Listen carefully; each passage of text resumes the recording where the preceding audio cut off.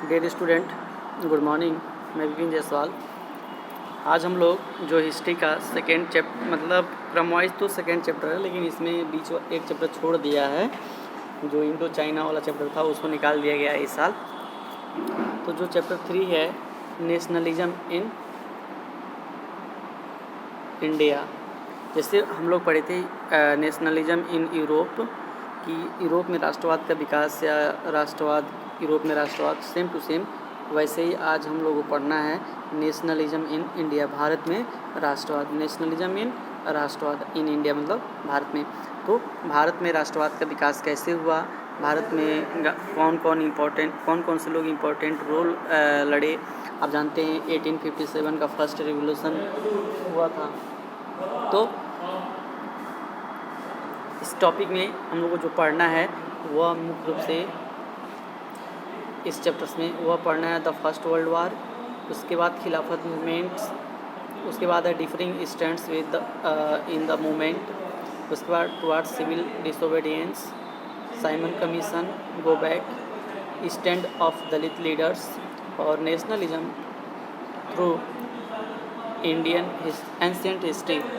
ठीक है, उसके बाद आपका जो एग्जामिनेशन बेस्ड असेसमेंट है वो आपका आ जाएगा।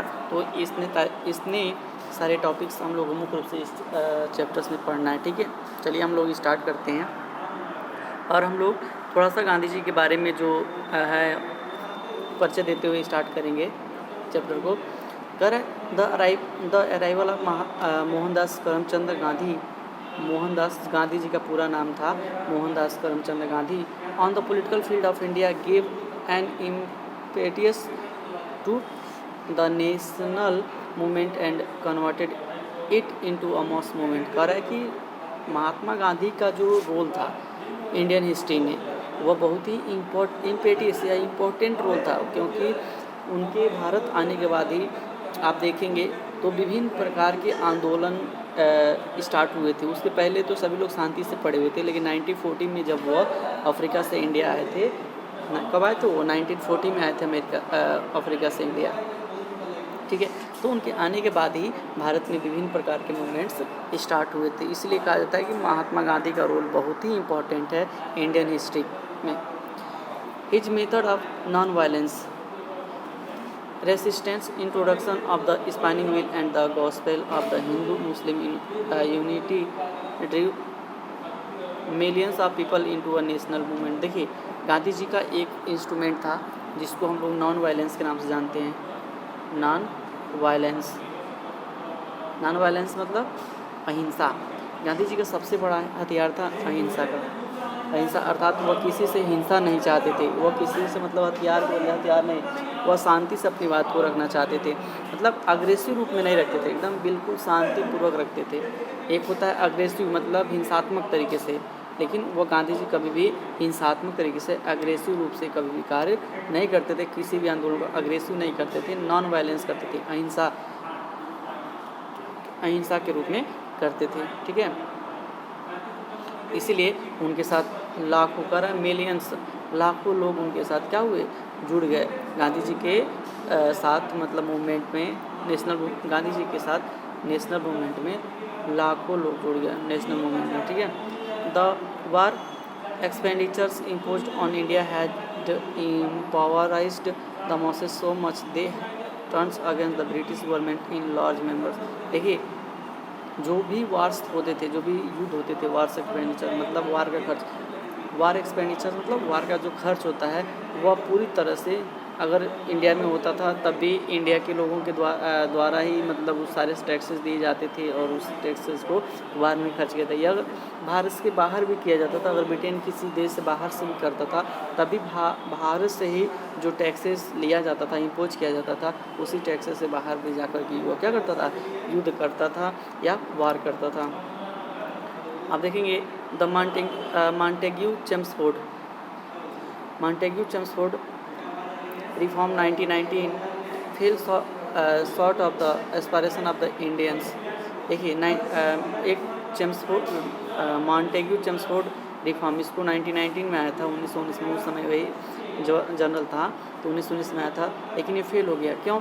एस्पायरेशन ऑफ इंडियंस मतलब इंडियंस के शॉर्ट एक्सप्लेनेशन से मतलब इन जो भारतीय लोगों ने इसमें किसी भी प्रकार का कोई भी उत्साह या मतलब अपनी हिस्सेदारी नहीं दिखाया, इसलिए ये जो मॉन्टेग्यू चेम्सफोर्ड रिफॉर्म था वो 1990 का वो क्या हो गया, फेल हो गया। दे further agreed the Indian mosses, और बाद में चल करके इंडियन मॉसेस के साथ वो क्या हुए, एग्री हुए। अर्थात वे लोग अपने हिसाब से जो ब्रिटिश थे वो अपने हिसाब से भारत में चेंजिंग करना चाहते थे, अपने हिसाब से वो भारत में सुधार करना चाहते थे, लेकिन इंडियंस लोग ऐसा नहीं, इंडियन लोगों ने ऐसा नहीं किया। इंडियन लोग उसके बाद जो लॉर्ड मॉन्टेग्यू चेम्सफोर्ड था उसके बाद तो वो नहीं माने, इसलिए वो क्या हुआ, फेल हो गया। और आगे चल करके जो मॉन्टेग्यू चेम्सफोर्ड था वह कहा जाए कि ब्रिटिश लोग जो थे वो भारत के हिसाब से, अगर इंडियंस के हिसाब से, इंडियन मॉसेस के हिसाब से आगे वैसे कार्य करने लगे। The defeat and dismemberment of Turkey by the allies had turn the Muslim masses against the British. आप जानते हैं कि इंडिया में जो मुस्लिम लोग थे और हिंदू लोग थे उन दोनों में थोड़ा बहुत मतलब खटास 1905 में के बाद थोड़ा सा इंडियंस और इंडियंस में जो हिंदू मुस्लिम थे उनमें थोड़ा सा खटास आने लगा, मतलब हिंदू थोड़ा सा अपने आप को साइड में करने लगे और मुस्लिम अपने आप को मतलब अलग करने लगे। तो जो नेशनल मूवमेंट था वो थोड़ा सा डिवाइड होने लगा, इसीलिए नरम दल और गरम दल आगे चल करके क्या हुआ, डिवाइड हुआ। मुस्लिमों के लिए अलग भी आगे चल करके मुस्लिमों के लिए अलग इलेक्शन की व्यवस्था किया गया। तो लेकिन जब जब ब्रिटिश लोगों ने जब तुर्की में जो बोलते हैं उसको, जो सुल्तान थे उनको मतलब हटाने के लिए प्रयास करने लगे, उसको नीचा दिखाने के लिए प्रयास करे, तो हिंदू जो भारतीय मुस्लिम थे, जो इंडियन मुस्लिम थे, वह भी भारतीय जो कांग्रेस पार्टी थी उसके साथ मिलकर के कार्य करने लगे, उसका साथ देने लगे, भारतीय कांग्रेस का साथ देने लगे। ठीक है, पहले तो ये थोड़ा सा नहीं साथ देते थे, जो कांग्रेस चाहती थी उसके हिसाब से नहीं करते थे।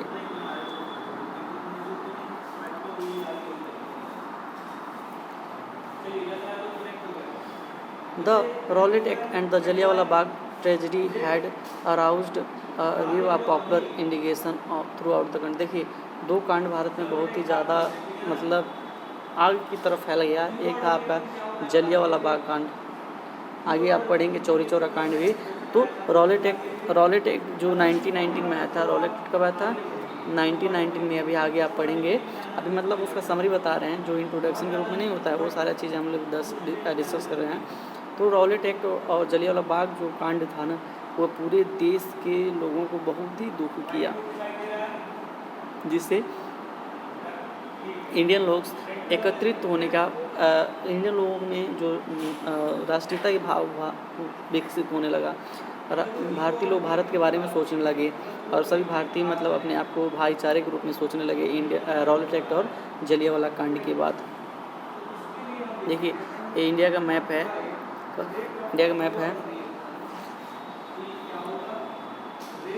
Places involve in the revolt of 1857। अभी आपको 1857 आगे पढ़ने को मिलेगा, लेकिन 1857 के समय जो जगह आप मतलब इसमें भाग लिए थे 1857 में, वो उसका नाम है, जैसे दिया है इधर देखिए, कश्मीर, श्रीनगर है, अमरोहा है, दिल्ली है। तो जो भाग लखनऊ है, आजमगढ़ है, ये आप मैप्स देख लीजिएगा। रिवोल्ट प्लेसेज, देखिए रिवोल्ट प्लेसेस को किससे डिनोट किया गया है, इससे डिनोट किया गया है, त्रिभुज से, जो सॉलिड त्रिभुज है उससे डिनोट किया गया है। तो आप यहाँ से देख लीजिएगा उसको।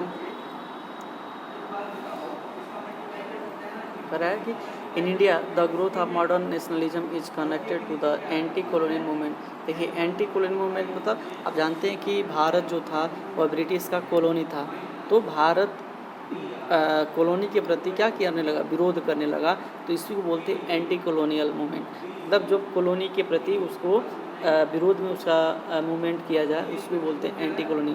भारत अंग्रेज़ों का गुलाम था, कॉलोनी था, तो जब अंग्रेज़ों को हटाने के लिए भारत में मूवमेंट्स होने लगे, वहीं से भारत में नेशनलिज्म की क्या हुई, शुरुआत हुई। जब अंग्रेज़ों को भारत से भगाने के लिए प्रयास किया जाने लगा, अंग्रेज़ों को भारत से खदेड़ने का प्रयास किया जाने लगा और भारतीय लोगों में मतलब भारत को आज़ाद करने की भारत को फ्री करने की भावना डेवलप होने लगी, यहीं से भारत में किसका शुरुआत हुआ, नेशनलिज्म का। People began discovering their unity in the process of their struggle with colonialism. देखिए, अब भारत में जो लोग थे ना, वह कॉलोनियलिज्म के प्रति मतलब उपनिवेशवाद के प्रति क्या होने लगे, उपनिवेशवाद को ख़त्म करने के लिए, अंग्रेज़ों को भगाने के लिए एकजुट होने लगे। इसके पहले एकजुट नहीं होते थे। यही लोग सोचते थे मेरा क्या नुकसान होता है, इसमें मेरा क्या जाता, जैसे नहीं होता गाना सुने हैं आप लोग, इसमें मेरा क्या जाता, इसमें तेरा घाटा। तो जैसे एक आदमी को, एक भारतीय राजा को लूटते थे तो दूसरे भारतीय राजा खुश होते थे, वाह भाई वाह, इसको ख़त्म कर दिया। या दूसरे भारतीय राजा को लूटते, तीसरा खुश होता था। तो इसमें मतलब सब लोग एक दूसरे बारे में नहीं सोचते थे, अपने अपने बारे में सोचते थे। लेकिन भारत में जब मूवमेंट्स स्टार्ट होने लगे, जब भारत को आज़ाद कराने की भावना भारतीय नागरिकों में डेवलप होने लगी, वहीं से नेशनलिज्म की शुरुआत हुई इंडिया में। ठीक है। The sense of being oppressed under colonial power was common to different classes. देखिए, विभिन्न प्रकार के जो डिफरेंट क्लासेज थे, सभी क्लासेज में मतलब क्लासेज मतलब क्या, जो लोग थे विभिन्न क्लास, जैसे मिडिल क्लास हो गया, लोअर क्लास हो गया, हायर क्लास, अब सभी लोगों में मतलब देशभक्ति की भावना, नेशनलिज्म की भावना डेवलप होने लगी और कॉलोनियलिज्म को ख़त्म करने के प्रयास शुरू हो गया। But each class and group felt the effect of colonialism differently. देखिए, ऐसा नहीं था कि सभी क्लास के लोग एक ही प्रकार के मतलब फीलिंग महसूस कर, नहीं। जो मिडिल क्लास था ज़्यादा प्रताड़ित होता था, जो लोअर क्लास था उससे ज़्यादा होता था, जो हायर क्लास था थोड़ा कम होता था। तो हर क्लासेज में जो मतलब भेदभाव करने की कहा जाए या प्रताड़ित करने की भावना जो अंग्रेज़ों की थी, वो अलग अलग थी। सबसे ज़्यादा वो प्रताड़ित होते थे लोअर क्लास के लोगों को, उससे थोड़ा सा अधिक करते थे मिडिल क्लास के लोगों को। लेकिन अपर क्लास के जो लोग थे उनके साथ उतना ज़्यादा छेड़खानी नहीं करते थे। क्यों जानते थे वो विरोध कर देंगे, वो पढ़े लिखे हैं, विरोध कर देंगे, इसलिए उनके साथ थोड़ा सा हर लेवल के साथ अलग अलग व्यवहार करते थे अंग्रेज।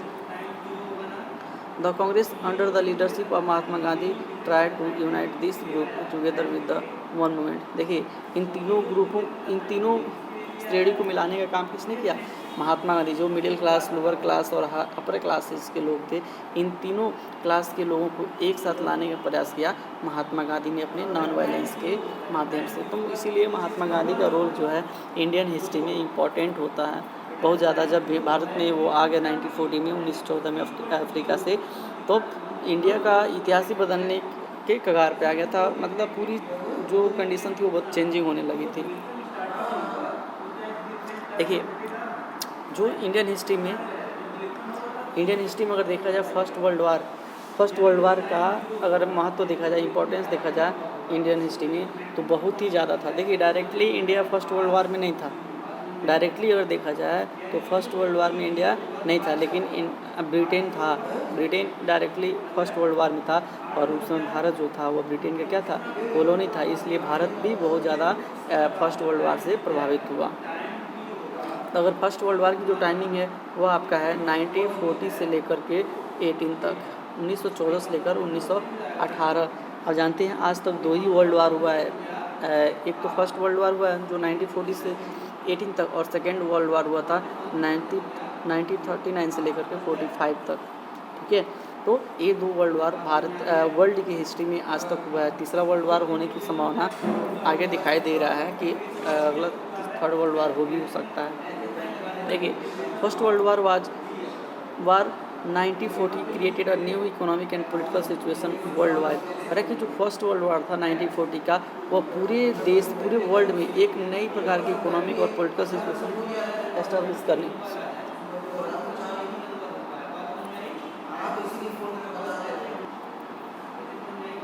ठीक है, तो फर्स्ट वर्ल्ड वार जो था वो पूरे वर्ल्ड में एक अलग तरह की इकोनॉमिक और पॉलिटिकल कंडीशन सिचुएशन पैदा कर दिया। Increasing problems led to growth of national movement in India in the number of ways. मतलब भारत में फर्स्ट वर्ल्ड वार के कारण भारतीय लोगों में नेशनलिज्म की भावना डेवलप होने का में मतलब हेल्प किया द फर्स्ट वर्ल्ड वार, क्योंकि फर्स्ट वर्ल्ड वार के कारण भारत का बहुत ही शोषण हुआ, भारतीय लोग बहुत ही ज़्यादा प्रताड़ित किए गए थे। इंडिया 1885 टू 1947 AD के बीच का जो भारत है, मतलब 1885 से लेकर 1947 के बीच का जो भारत है, टाइमिंग का भारत है, उसके बारे में दिखाया गया है आपको मैप में।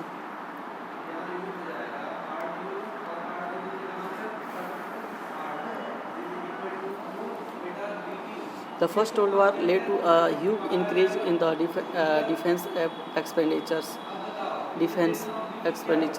देखिए, जो फर्स्ट वर्ल्ड वार था वह बहुत ही ज़्यादा सुरक्षात्मक एक्सपेंडिचर, मतलब डिफेंस एक्सपेंडिचर्स मतलब सुरक्षात्मक दृष्टि से, या मतलब सुरक्षा में बहुत ही ज़्यादा खर्च हो गया। हर कंट्रीज अपने आप को मजबूत करने के लिए बहुत ज़्यादा धन खर्च करने शुरू कर दिए। So the British government increase the taxes, custom duties and introduce the income tax.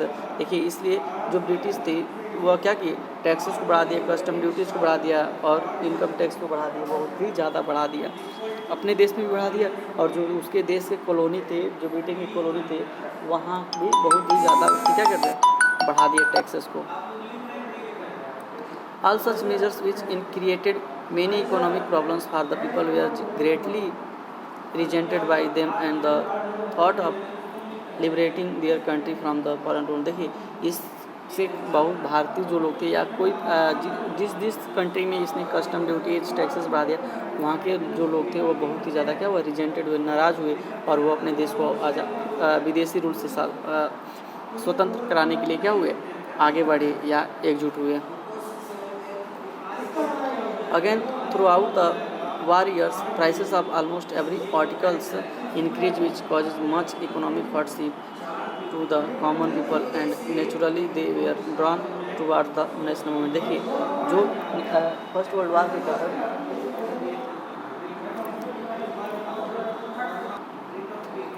ठीक है, तो फर्स्ट वर्ल्ड वार के कारण सभी प्राइस, जब सभी जो वस्तुएं थी, सामान्य थी, उसका प्राइस क्या हो गया, इंक्रीज हो गया, आर्टिकल्स इंक्रीज मतलब बहुत ज़्यादा बढ़ा दिया गया, जिससे लोगों को बहुत ही ज़्यादा मतलब इकोनॉमिक हार्डशिप का सामना करना पड़ा, और ये भी एक नेशनल मूवमेंट के ओर ले जाने में कारगर सिद्ध हुआ।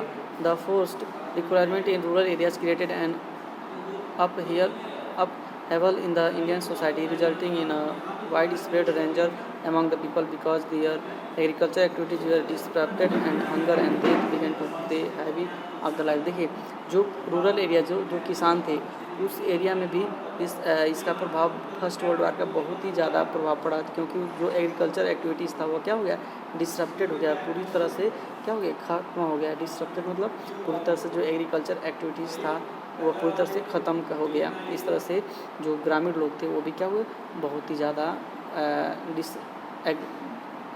एंग्री हो गए ब्रिटिश के प्रति।